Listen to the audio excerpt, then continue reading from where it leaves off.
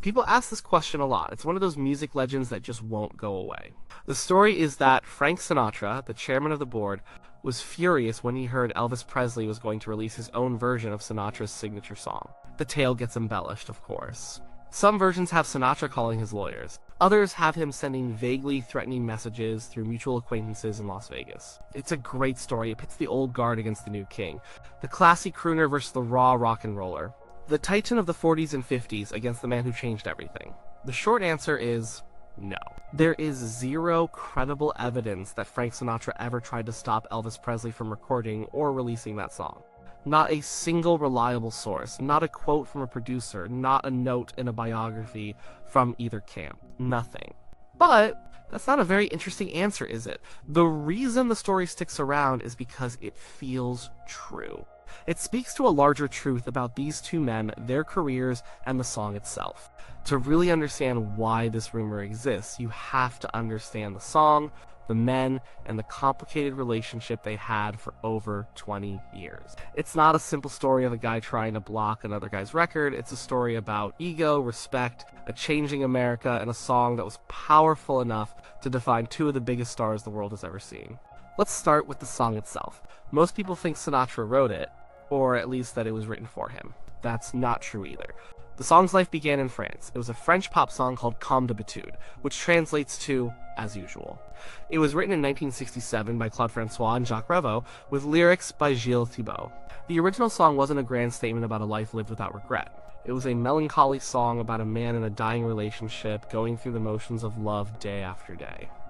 It was sad, mundane even. A young Canadian singer-songwriter named Paul Anka heard it while on vacation in France. He thought the melody was strong, but the lyrics were just okay.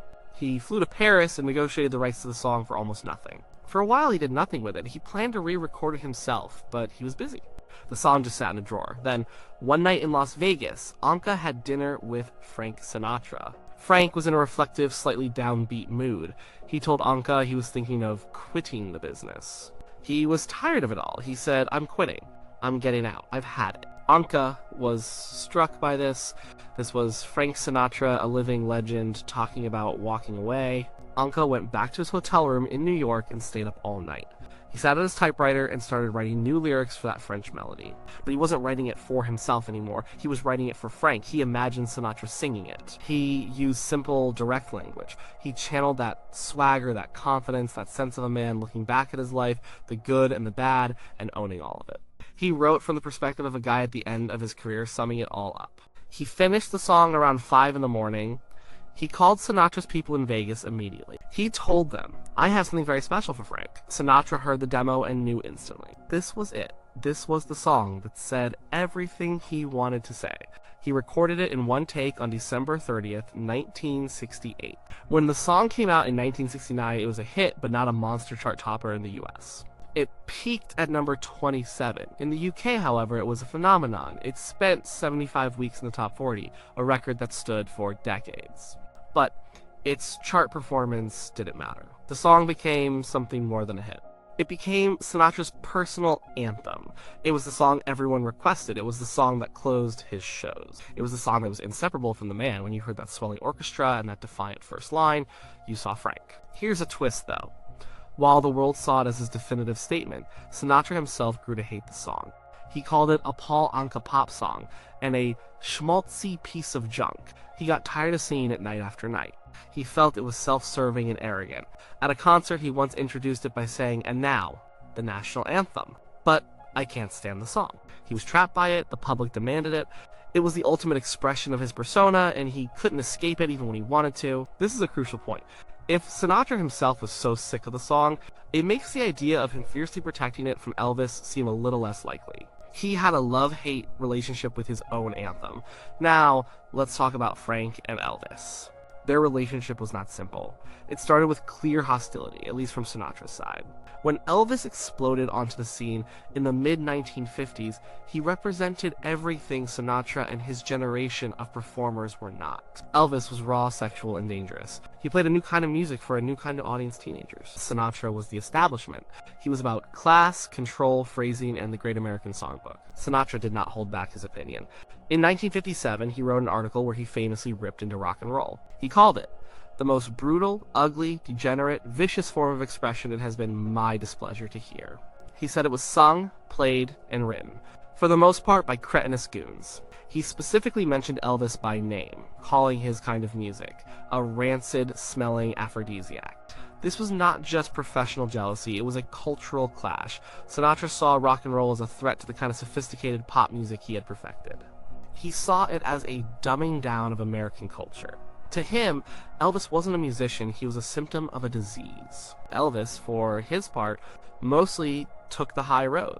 He was a lifelong admirer of great singers, especially crooners. He loved Dean Martin, who was one of Sinatra's closest friends. He respected Sinatra's talent, even if Frank didn't respect his.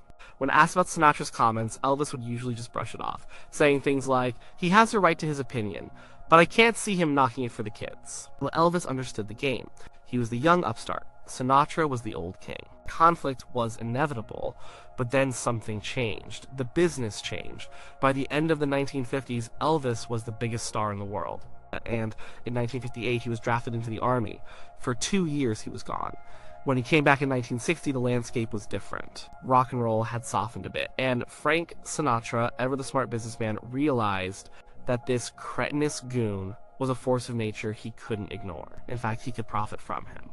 So, in a move that shocked the entertainment world, Sinatra planned a massive television special to welcome Elvis home from the army.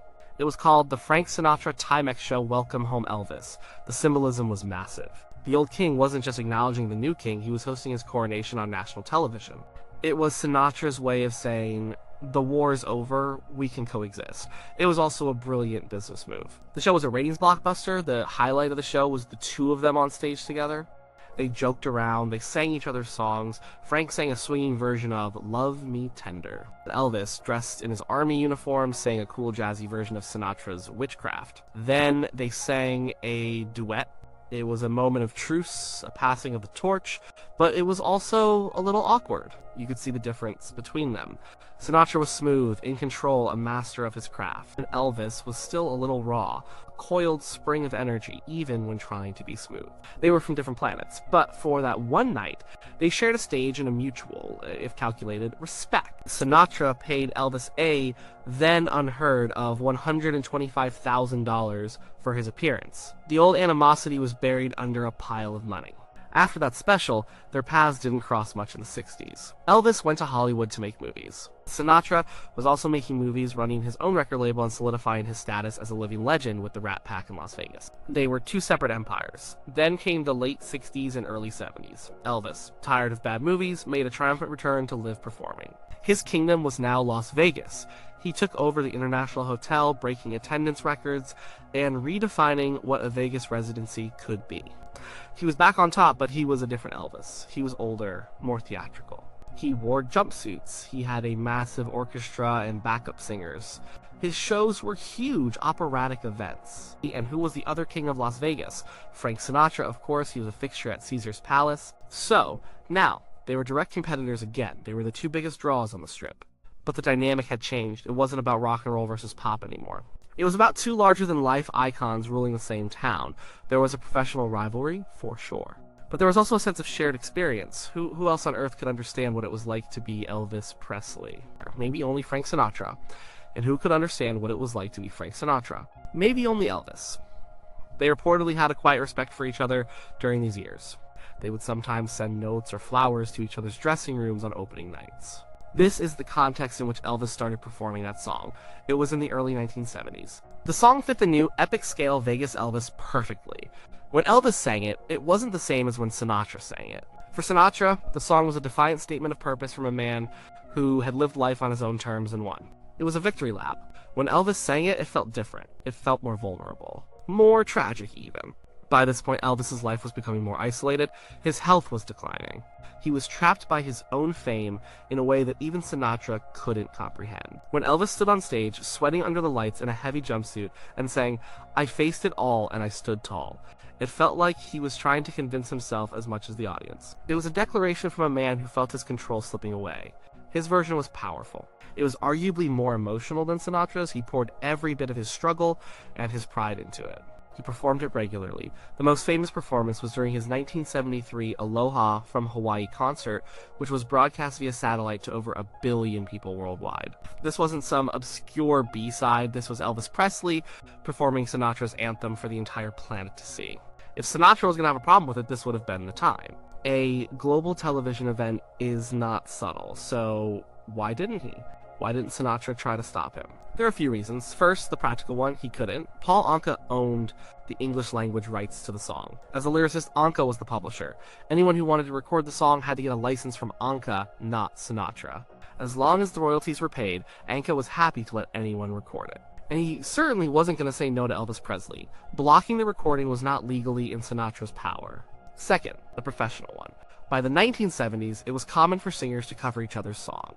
It was a sign of respect. Sinatra himself had recorded songs made famous by others. It was part of the business. For Elvis to sing his song was, in a way, a tribute. It was an acknowledgement that Sinatra's anthem was so monumental that even the king of rock and roll had to sing it. To get angry about it would have seemed petty and insecure, and Sinatra, for all his flaws, was not an insecure performer. He knew who he was. He knew the song belonged to him in the public consciousness, no matter who else sang it. Third, the personal one. As mentioned, they had a respectful, if distant, relationship in Vegas. They were colleagues. There's a story that Elvis's father, Vernon, was worried about Elvis recording the song. He thought it might offend Sinatra. According to this story, Elvis's people reached out to Sinatra's people to make sure it was okay. The message that came back was essentially, Frank's fine with it, no problem. Whether the story is true or not, it reflects the likely reality of the situation. It would have been handled professionally, behind the scenes, no drama needed. So where did the myth come from? It likely grew out of the fans. Both Sinatra and Elvis have incredibly passionate, protective fan bases. To a Sinatra fan, Elvis singing that song might have felt like sacrilege. It was their guy's song. To an Elvis fan, his version was the definitive one, full of raw emotion that Sinatra's version lacked. This friendly and sometimes not so friendly rivalry between fan groups is the perfect breeding ground for rumors. The idea of Sinatra being furious is just a more exciting story than the boring truth of professional courtesy. It plays into the public personas of both men, Sinatra, the hot-headed tough guy, and Elvis, the rebellious challenger. The song was also deeply personal to both of their legacies. It became a eulogy. When Sinatra died in 1998, it was the song played at his funeral. It was the headline on his obituaries. It was the final word on his incredible life.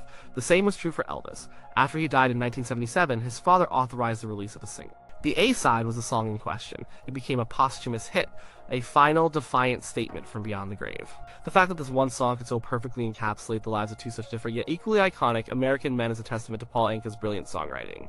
He wrote it for Frank, but the lyrics are universal. They are about individualism, regret, and ultimate self-acceptance. Both men had lived extraordinary lives. Both had their triumphs and their failures in the full glare of public life. Both had faced it all, both had stood tall, and both, in the end, did it their way. The story of Sinatra trying to stop Elvis is a fiction, but it's a fiction that helps us understand the truth of their relationship. That they were rivals, not enemies. They were the two biggest male solo stars of the 20th century. They started as antagonists, representing two sides of a cultural war. They evolved into colleagues, two kings sharing a city. They never became close friends, but they understood each other. The idea of a conflict over this song is a simple story.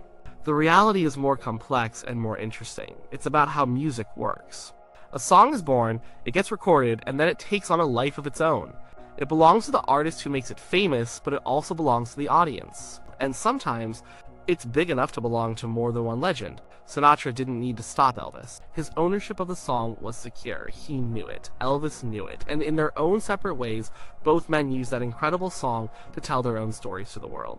They shared an anthem. The song, of course, was My Way.